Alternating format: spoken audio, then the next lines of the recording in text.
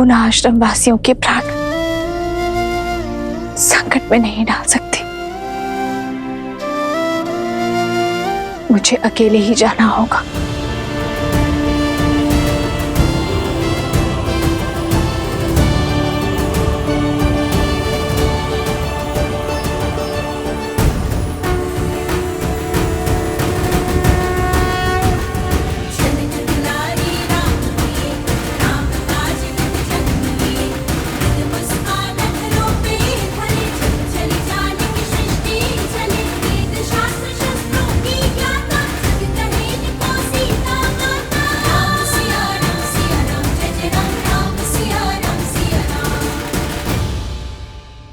लवकुश, आपने अपनी माता को सत्य बताया? मुख से तो नहीं कहा, किंतु संकेत अवश्य दे दिया हनुमान जी। श्री राम और माता सीता के संबंध पर अटूट विश्वास रखती है हमारी माता। इसलिए श्री राम और माता सीता को मिलाने का प्रयास हमारा धर्म भी है और कर्तव्य भी। कारण चाहे जो हो, तुम्हें अपनी माता से सत्य नहीं छुपाना चाहिए था। जितना हमने अपनी माता के जीवन को समझा है, यदि उन्हें सत्य का भान होता तो कदाचित हमें युद्ध से रोक सकती थी, किंतु हमारा उद्देश्य समझकर, हमारा लक्ष्य जानकर वे हमारा साथ ही देती। तन और मन दोनों से आपसे युद्ध करने के लिए सत्य है श्री राम।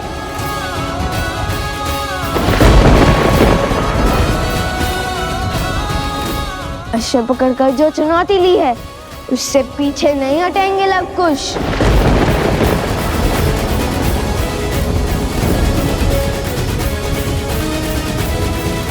जैसी तुम्हारी इच्छा। मैंने हर धर्म का पालन किया ताकि तुम दोनों को इस युद्ध की अग्नि में जलने से रोक सकूं। और यदि युद्ध करने की ही मंशा है तुम्हारी,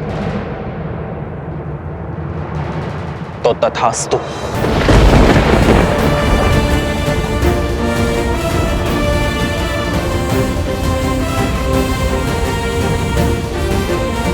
माता, कहाँ हैं आप?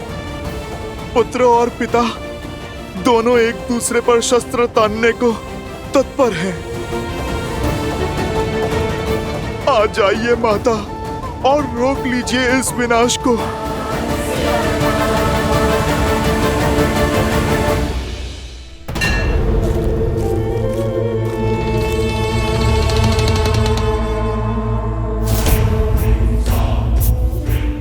आओ सीता, आओ, चली आओ अपनी मृत्यु के पीछे।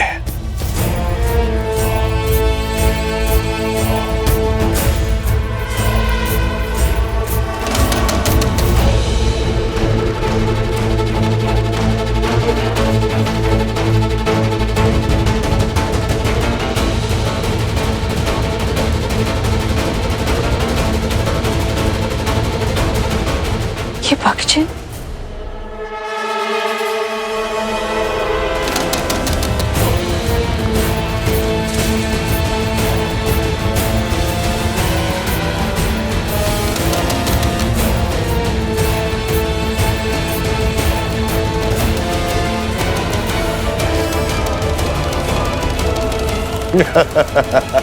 अद्भुत!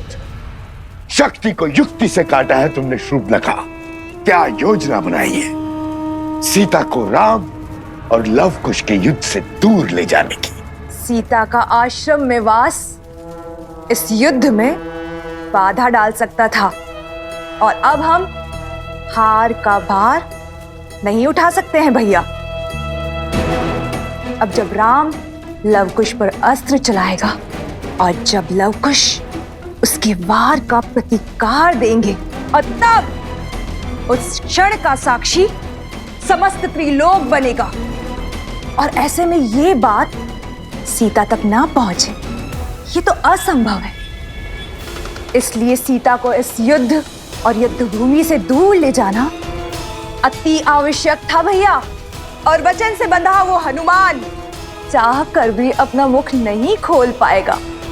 और चुपचाप इस विनाश का स्वांग देखता रहेगा। उत्तम शूर्पणखा, उत्तम।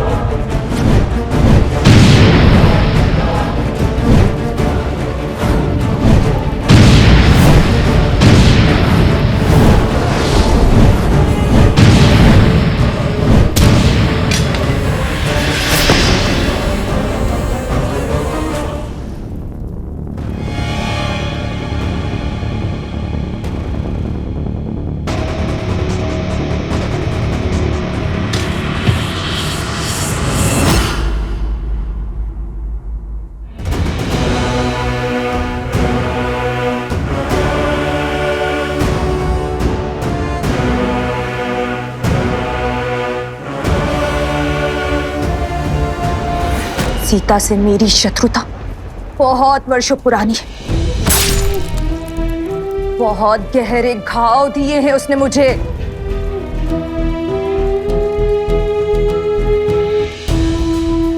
आज मैं उससे अपनी हर पीड़ा, हर दुख, हर कष्ट का प्रतिशोध लूंगी। आज उस सीता का अंत होगा। एक साधारण सी स्त्री होकर भी मेरी माया को हराया उसने। मेरे तिरस्कार का कारण बनी वो। मेरे कुल को लील गई और मेरे भ्राता को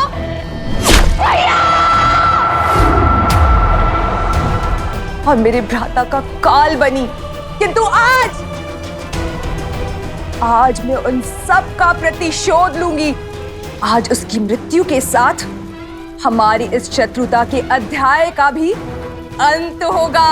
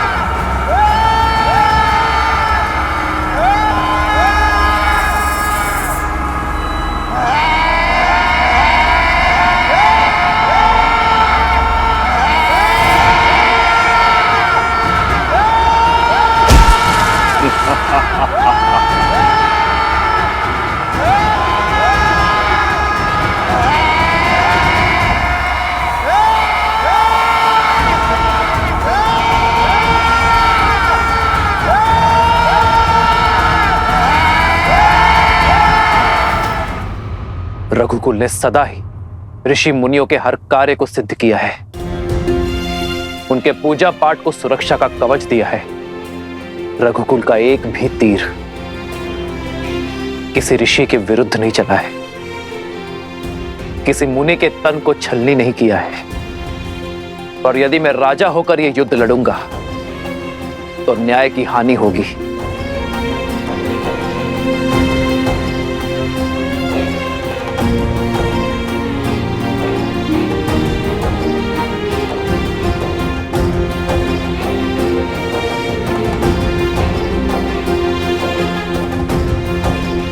प्रभु, ये क्या कर रहे हैं आप?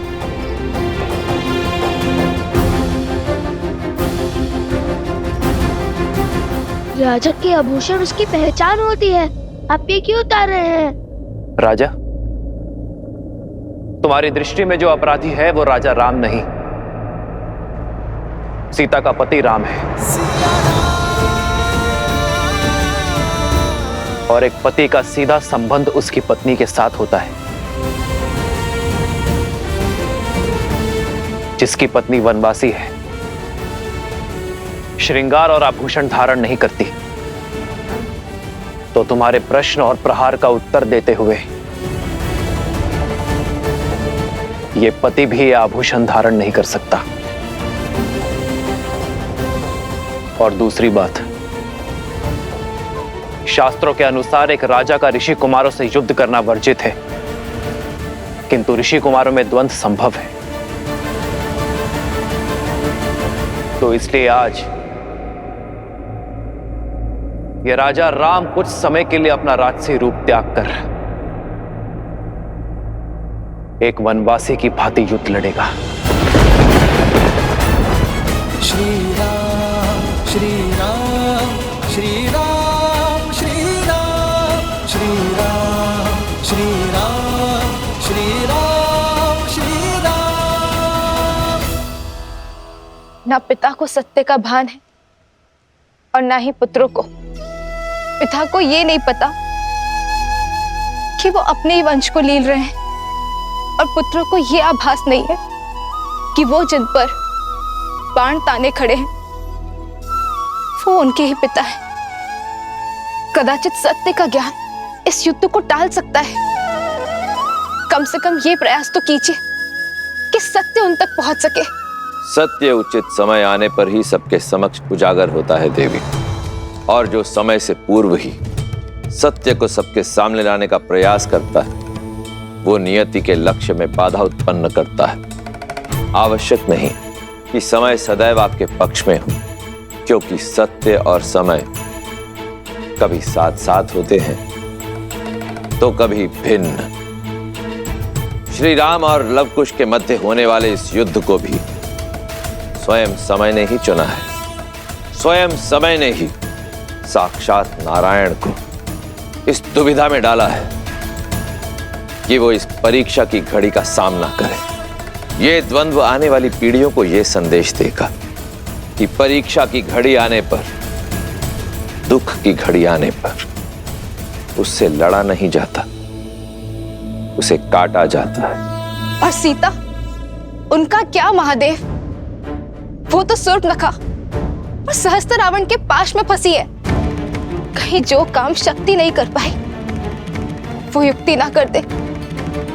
नहीं नहीं महादेव, सीता को कुछ नहीं होना चाहिए।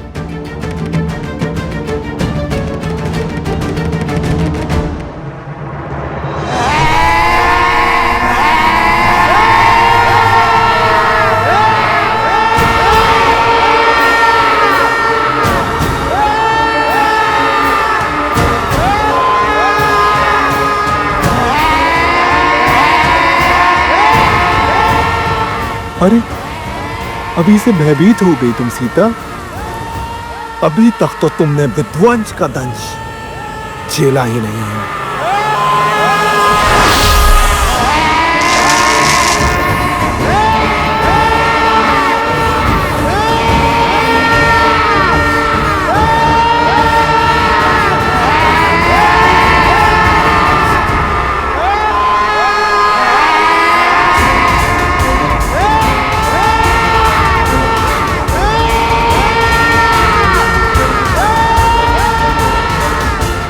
मार डालो बानासुर, अंत कर दो इस सीता का।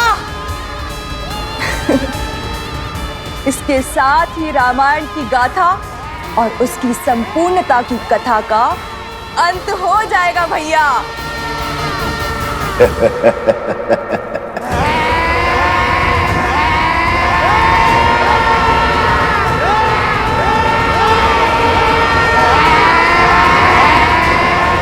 ये दीवारें तो मेरे समीप आ रही है।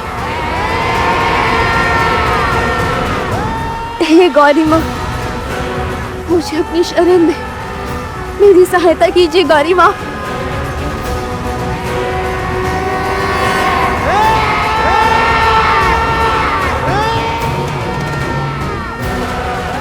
रक्षा करे माँ गौरी, रक्षा करे।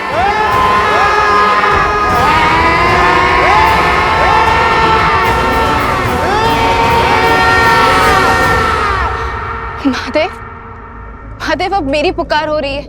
आप समय से विवश हैं और मैं भक्त की पुकार से। किंतु मैं क्या करूं?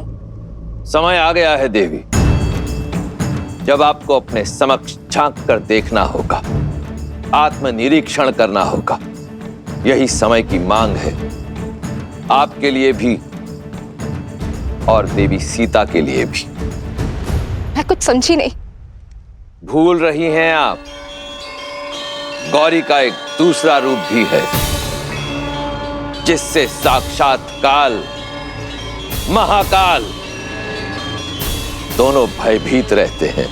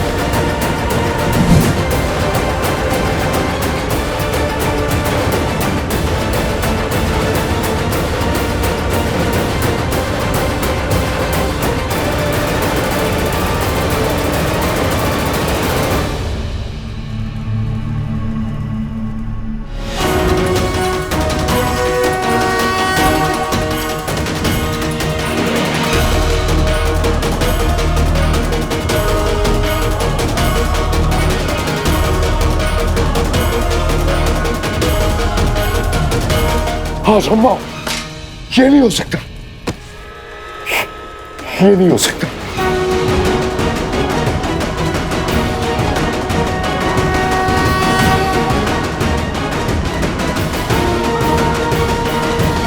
किस चिंता में पड़ गए आप भैया? क्या हो गया आपको? सीता के पीछे देखो, कौन है वो? कहीं कोई नहीं है भैया।